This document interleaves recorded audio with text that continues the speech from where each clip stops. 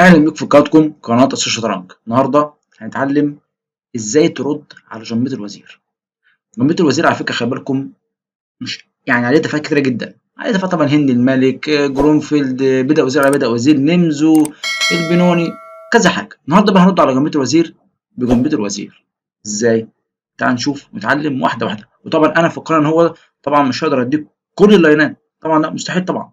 هنا بنديك الافكار الاساسيه، وانت بقى لازم مع نفسك تدرس وتكمل وتجرب الاوبننج وتلعبه مره واثنين وثلاثه. تعال نشوف نتعلم. طبعا هو بيلعب لك هنا دي 4، تقدر ايه دي 5، سي 4، سي 5. كانت لعبت زي بالظبط بالملي. طيب ايه افضل النقلات؟ طبعا قدامك طبعا الانجن شغال، هنطفي الانجن عشان خاطر من ايه ما نغشش منه يعني. هنا طبعا في حاجات زي كذا حاجه، طبعا في طبعا كذا حاجه. ممكن يلعب حاجه زي كده، ممكن ياكل كده، ممكن ياكل كده، هنشوف كل حاجه. هنا مثلا لعب ان اس 3، مفيش اي مشاكل، شغل انجن برضه عشان ما تتضايقوش، برضه شغل انجن. هنا لعب ان سي سي. طبعا ان سي خلي بالكم دي النقله رقم 3، نقله رقم 3. طبعا في ان هو ياكل، طبعا احسن حاجه عنده طبعا ان احنا ياكل كده، ودي هنشوفها. في طبعا ياكل كده، كل حاجه موجوده. في يلعب ان في 3، في انا ساعات بلعب اي 3 اللي هي لما حد بيلعب لي الكلام دي النقله رقم 4. في ان في 3 طبعا هنشوف ان سي 3 دي النقله رقم 3. هنا ممكن تعمل له حاجات طبعا ايه هو نقلات مش معروفه، او نقلات جانبيه زي ايه تاكل بدأ في بدأ. طبعا دي مش اول نقله، اول نقله دي خلي بالكم دي النقله رقم 4، تاكل بدأ في بدأ، ياكل بالوزير. تلعب هنا النقله الثانيه على الانجن، ايه هي ان سي 6، هات وزيرك. طبعا انت كسبت له بدأ اللي هو ايه بدأ الدي والدي 5، هات وزيرك. طبعا لو كسر بتاكل وعايز البدأ ده، هيضطر ايه يحميه ازاي؟ يحميه بالبي 3. البي 3 دي مش وحشه، مش حلوه قوي طبعا انك بتلعب حاجه، بيلعب حاجه زي كده انت بقى وعايز كش دوبل، ما يعرفش يحميها ازاي. يبقى بيلعب اس 3 ونفس القصه، برضه نفس القصه. ان بي 4 هات كش دوبل، هتعمل ايه؟ هتمنعها ازاي؟ اجباري طبعا. هنا طبعا في كذا حاجه عنه طبعا، بس طبعا يعني انت لو هتلعب مع واحد بقى مش عارف فكره الاوبننج ده، هيلعب إيه اول حاجه؟ روك بي 1. ما تديش تخش تاخد الرخ بتاعتي، تديله كش يمشي بالملك، كش مش اجباري تاخد منه قطعه. معاك تفوق زي ما انت شايف قدامك على الانجن ماينس 4. طيب طب فرضا هنا ما كلش وزير في وزير، لعب النقله الاولى على الانجن كوين، لعب كوين بي 5، كوين بي 5. مش عايز اكسر وطالب بدأ هنا وشوف ظروفك انت. اي 6 هات وزيرك. طبعا خلي بالكم لو اكل كده تلعب نفس الفكره. هنا طبعا خلي بالكم انتوا ما ينفعش تلعب حصان من هو، حصان ممنوع من هنا، فطبعا تلعبوا من ايه من هنا. هات كش دبل، هيمنعها كده مثلا. لا هات كش دبل برضه، هات كش دبل. هيمشي هنا يكسر معاك مثلا، مفيش اي مشاكل. هديك كش الاول، تمشي بملك طبعا من وزيرك انت متعلق. هات وزيرك انت اللي تاكلني واكل بكش بعد كده، يعني تاكلني كده اجباري اكل بكش. تمشي يغطي بالحصان اجباري، خلي بالكم ما عندوش ولا مربع يروح فيه، يعني كل المربعات دي مضروبه، فاجباري يغطي بالحصان. هات الحصان. ممكن خلي بالكم هنا العب حاجه زي يعني اي 6، بس اي 6 طبعا يعني دي قويه، بس في احسن منها بكتير طبعا. زي ايه؟ هات ياكل، تاكل بكش، يمشي كش، يمشي كش، يمشي كش تاني، يمشي اي 5 عايز مات في واحد، يعتبر يعني هترسى علامات. لازم يلعب خلي بالكم هنا. مفيش يعني ما عندوش هنا اصلا غير لو لعب خلي بالكم بياخد مات في واحد، او لعب حاجه زي كده بياخد مات في واحد. ده اول حاجه. طب لو لعب اي 6 اي 3 تديله كش تاني بالفيل، هيمشي هنا اجباري ما عندوش غيرها، تاكل كده.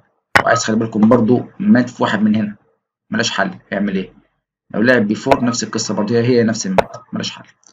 طبعا موقف لازم الابيض يلعب فيه بحرص، مش اي حاجه ياكلها وخلاص. هتقولي طب يعمل ايه؟ ما يخش البدايه، ما يخش البدايه، يلعب كوين اي 4. دي افضل حاجه عنده على الانجن. خلاص هيبقى عندك انت افكار بقى جي 6، جي 6 وتطلع بالفيل في 2 ودورك كويس. هيلعب كده هو لو هنا كان افضل يلعب في الموقف ده، يلعب بي 4، بتلعب بيشوب جي 7، دورك كويس. عد بادئ، انت خسران بادئ، بس انت بتشرب بقطعه 2 3 والرابعه طالعه، وهتبيت بسرعه. وزيره مكان في مكان مش مش حلو، جناحه ده لسه ما طلعش كله، انت احسن منه بكتير. الاسود يعني هو الليفر كده مدخل 3 من 10، بس ده مش حاجه يعني. طيب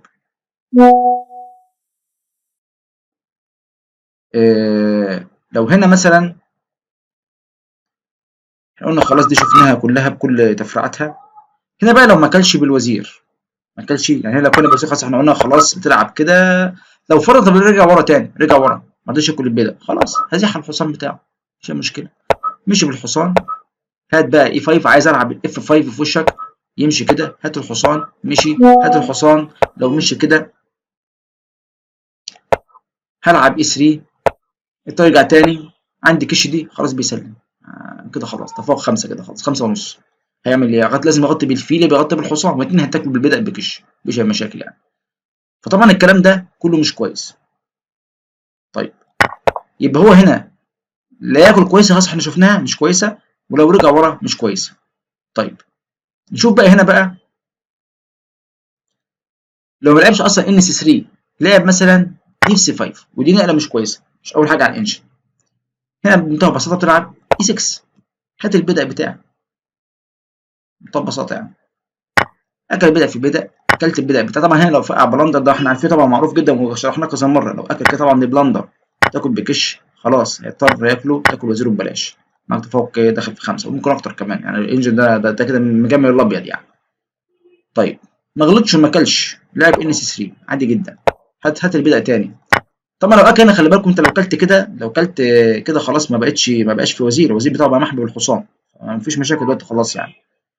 بتاكل عادي وزير في وزير، ياكل بالحصان عشان الملك بتاعه يبيت ما يبص تبيته، تاكل بالفيل دورك احسن. هتقولي هو مطلوب 8 من 10 على الانجن، على الانجن 8 من 10، لكن بص الجيش بتاعه كله في واحد، حصانك بيطلع هنا في هنا في هنا، عندك تبيت على طول كله كويس. 9 من 10 كلام فاضي على فكره يعني في التفوق كلام فاضي، وانت منتشر بثلاث اربع قطع هتبيت، هو قال لك قطعه طالعه هو. فطبعا ده تفوق يعني مش قوي، طبعا عايز واحد يكون في الابيض فاهم ويعرف يترجم التفوق ده يعني. طيب ما كلش خالص، احنا قلنا خلاص لعب ان سي 3 بتطلع بالحصان بياكل بتكسر نفس، قلنا تفريعه دي مفيش اي مشاكل. طيب